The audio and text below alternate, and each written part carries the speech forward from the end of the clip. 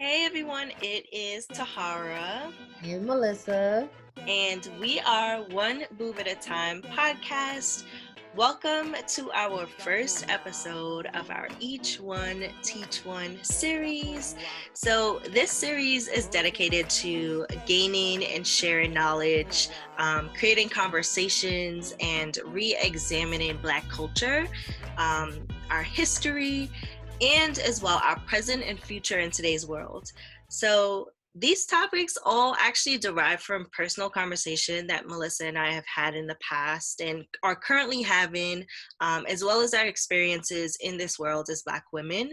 Um, the hope here is that by sharing these conversations, we can all move towards making, seeing, and experiencing the change that we've been all fighting for decades globally. So, with this first episode, we'll be discussing 5 common stereotypes about Black women in America. You may or may not have heard a few of these. A lot of them we didn't even know existed. And in discussing these stereotypes, we want to find out where these things came from, if there are any truth in these stereotypes, and how we're navigating the world with these perceived biases of us as Black women. So let's get right into it. And the first one up is the stereotype of being the angry Black woman. Just a disclaimer. I borrowed a little some from Wikipedia. So just bear with me, you know what I mean? You know what I mean? All right. So angry Black woman is defined as being loud, aggressive, demanding, uncivilized, and physically threatening, and they don't stay in their proper place. That's So, yeah.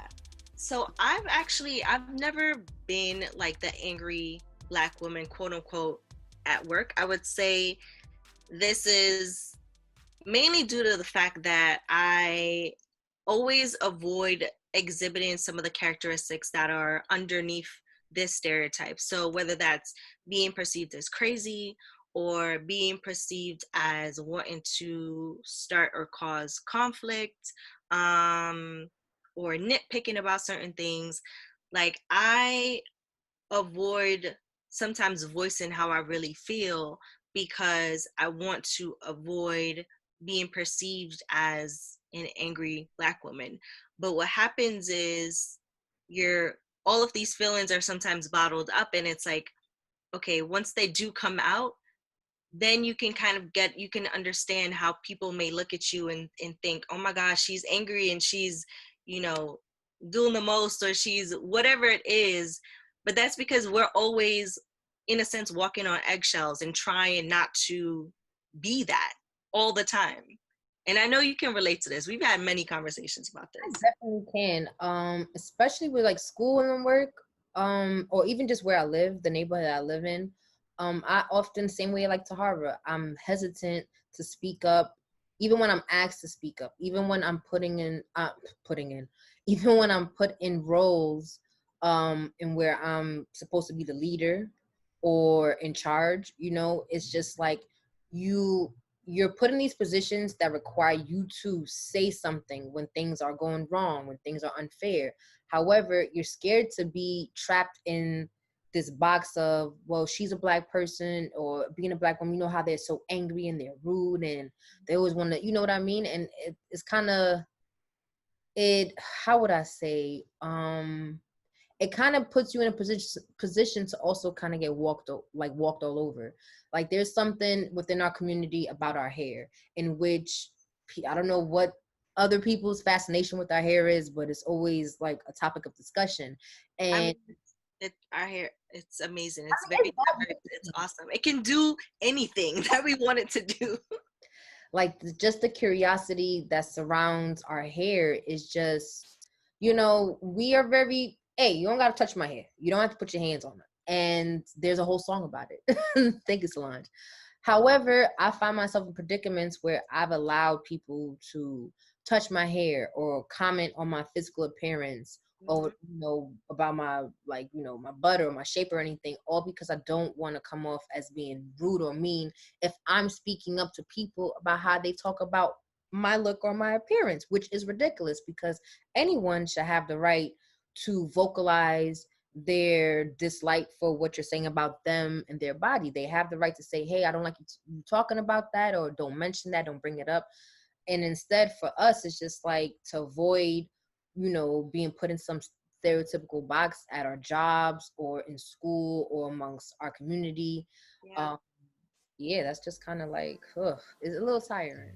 I was just thinking another stereotype that actually not relates to it, but is somewhat similar-ish to that is a sapphire. And that is because she is someone who is characterized as being strong, masculine, like more masculine in a sense, more aggressive. And I feel like angry black women are similar to that in a sense. But in terms of the difference here, so a sapphire is someone who is, I'm trying to think, how else can I distinguish? So let's think of, if you've ever seen the movie Why Did I Get Married? There's a character in that movie named Angela. Now, Angela and her partner Marcus, they have a very like aggressive, kind of almost violent relationship with each other. And Angela's character is really personified as being a woman she's consistently putting her man down. She's always remarking on the fact that he doesn't have a job, and that she's the the woman of the house who takes care of everything. She often remarks on like him, how he is in bed, or that she can do better than him. So Sapphire is kind of like, it's like the angry black woman, but she's also, talking down to the black man and about his manhood. But she's also sexually engaging. So that's a slight difference between the angry black woman and the sapphire, is that they also have the sexual appeal of how she may be overly aggressive in bed and domineering and whatnot. So would she also be considered like more independent in a sense? I haven't seen anything really characterize it as being more independent, but I guess you can say, especially in how it's portrayed in like entertainment, it could come off that a sapphire is also a woman who is financially in charge, because like relating back to the character Angela, she was the one who was making the money. It was her salon that Marcus was working in. And a lot of times you see that the independent woman, so it's angry black woman, a strong black woman is the sapphire stereotype. All of these stereotypes that is just really expressing a woman who is career oriented, financially independent and successful, not afraid to speak up when things are unfair or unjust, and can get angry like anybody else, and may use some slack words like the F word and the B word. That reminds me of another stereotype.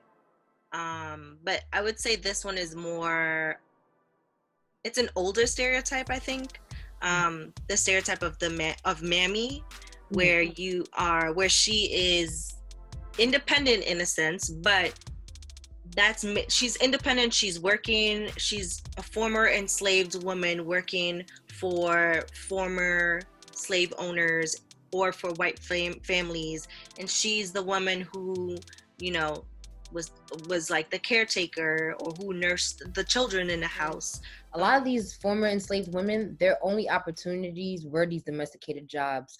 And you have to remember how blacks were treated back in those days. So they weren't allowed a lot of the things that any citizen or any person, especially an adult person, should have already in their back pocket to go through this world. An education, financial literacy, voting rights. You know what I mean?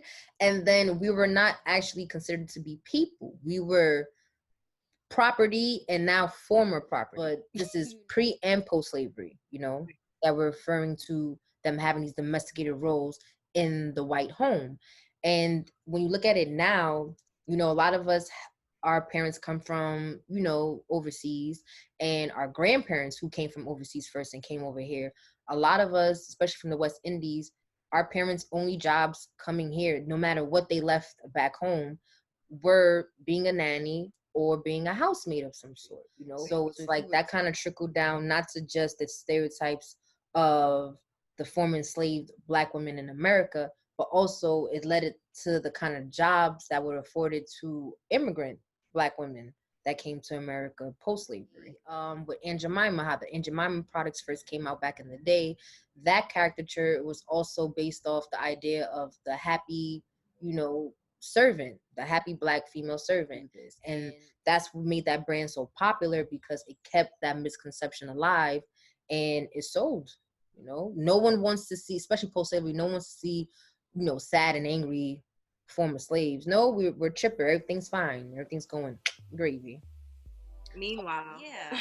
So another stereotype is the welfare queen, which was a term that was reinforced by Ronald Reagan in 1976 to help cut social programs in the U.S.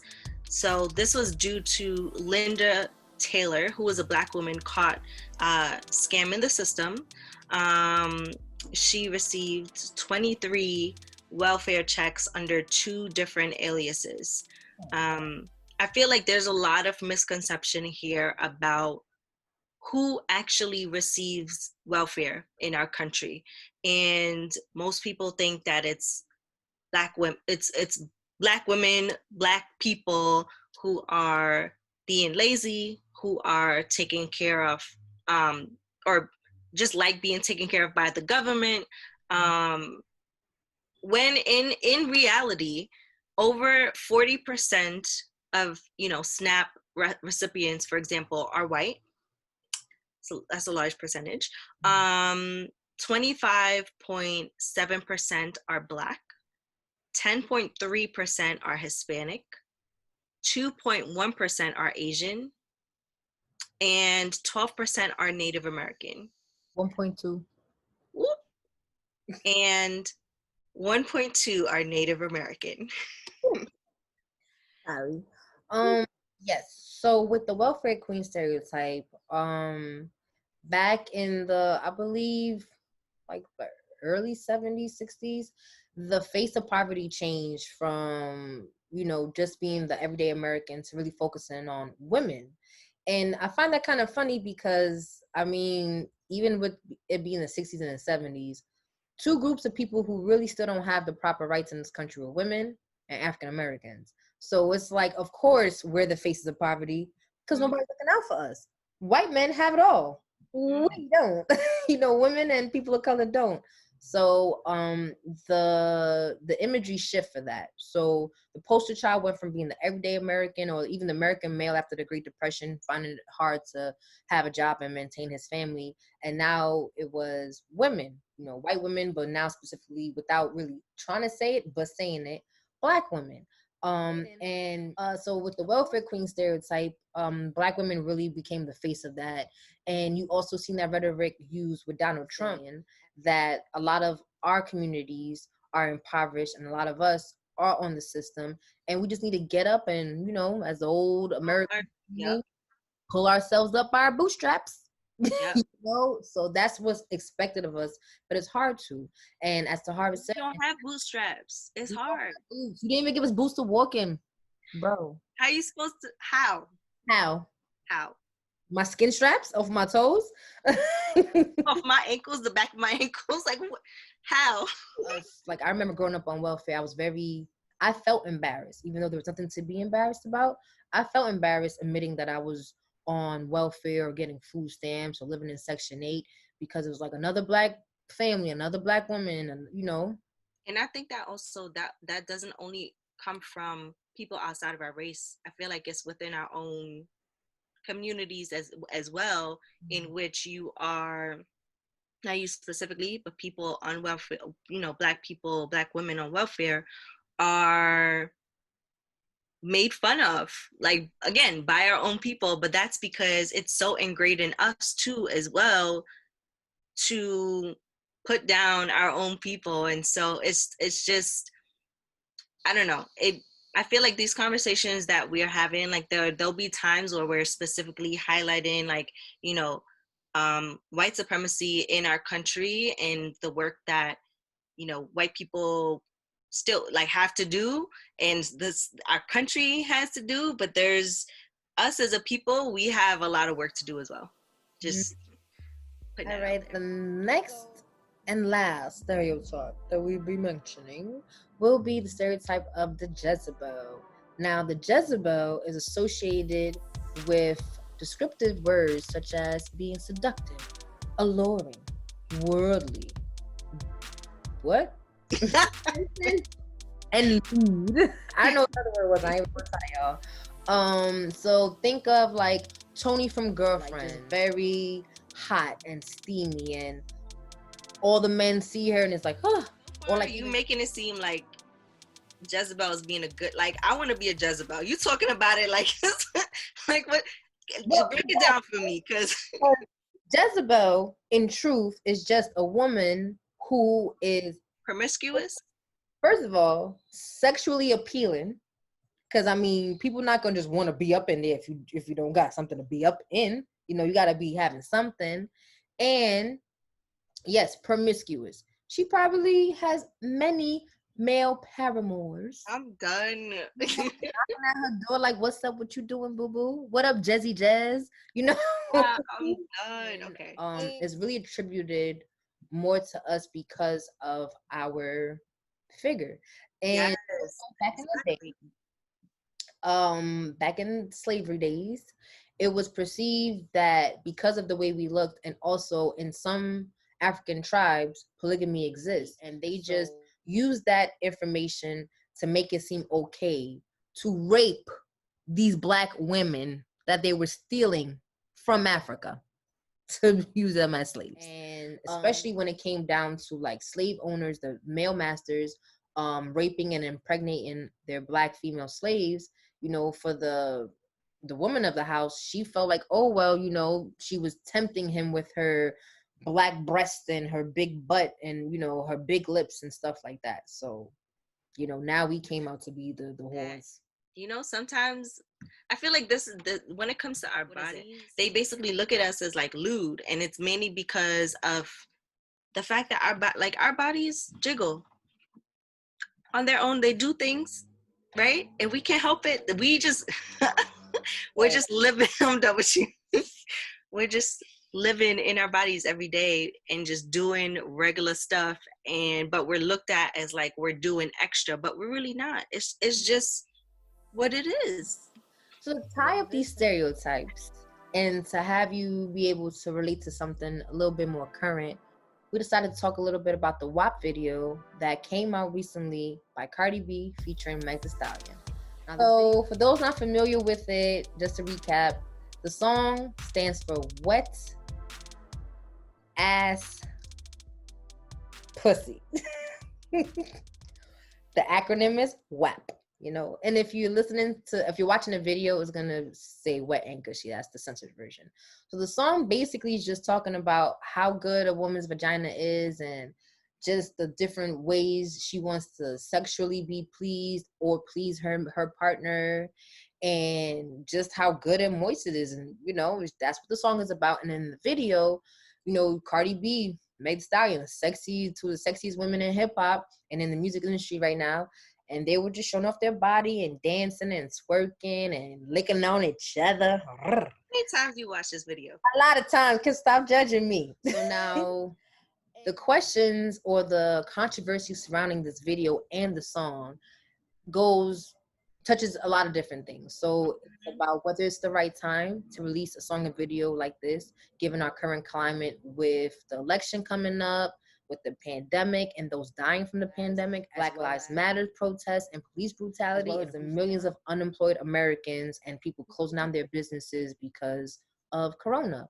So you have that, and then it's just the vulgarity of being overtly sexual and is this something our kids need to be seeing, and is this the president you want to set for, you know, other artists or other women or young women? A lot of good questions, I won't lie. At first I was it's just a song, let it be. But then when you put these things in perspective, just what we're going through right now, it, you know, it does make sense. However, the backlash I'm not too crazy about, in a certain way. Like, it's like we don't know what we want. Like, if a woman's too sexy, it's a problem. If she's not sexy enough, it's a problem. If she is in power or in charge, it's a problem. If she seems to be more obedient and domesticated, that's also an issue. So it's like we're constantly battling you know, the virgin or the whore. What's the word? Dichotomy? That sounds right. I learned that in college. Correct me though if I'm wrong. Anyone can. Nah, that's it. Right. So it's like either way we're doing something wrong. And I feel like people are just really scared sometimes to see women be sexually expressive and to show our bodies off in this way without a man being in control, or without people's approval. You know what I mean? And when you think back about the Jezebel and the Sapphire stereotypes, it's like, you know, you damned if you do, damned if you don't, because these women are exerting the sexuality and they're being domineering, and we hate it. Definitely. And the only thing I will add here, because I agree with everything that you said, is that there are also some daps out here. It's not just men. There are also some daps out here who are just upset that, you know, these two beautiful women, huh?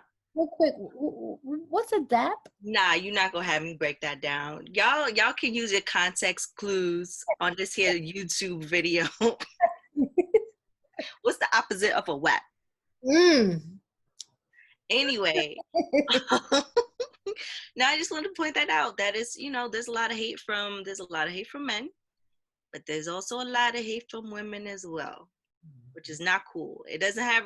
I don't think it has anything to do with the stereotypes per se, but I just want to put that out there. Yeah, I understand that given the current climate, it may not be the most appropriate time, or people may not want to hear that. Like, if you just lost your job or had to close down your business, you don't want to be singing and celebrating, you know, Black female sexuality. But you can turn it off. Yeah, you can. You can turn it off. But there are people who are worried about these same things and they still want to celebrate. These women who also are scared of their own bodies and their own sexuality, and they project that onto women who are more confident and secure in themselves sometimes, you know?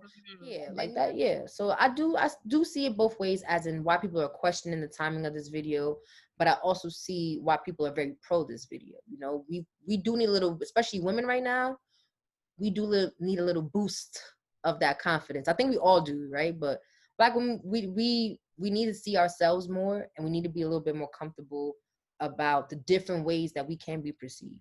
Because we can't control everything. We can just control ourselves. To sum it up, so look, there are some truths to these stereotypes, in which it's really just the fact that people who are uncomfortable with your behavior, with your culture, they may want to just categorize these personality traits about you and put them under an umbrella of something negative.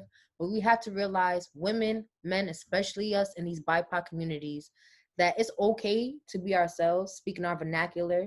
It's okay to speak up, and don't let these things hold you back. You know, don't let these stereotypes hold you back from just being yourself and living your best life, you know? Thank you so much for tuning in to this episode. And we, you know, are looking forward to tackling many different topics going forward, and having so many more conversations. And we will see you on the next episode. Also, don't forget to hit that subscribe button over there. Down here. Don't forget to follow us on Instagram at One Boob Podcast. Just Google us. You're going to find a whole, we everywhere now. Wherever you listen to podcasts. And don't forget to also come back here on YouTube. See our lovely faces. All right, bye guys.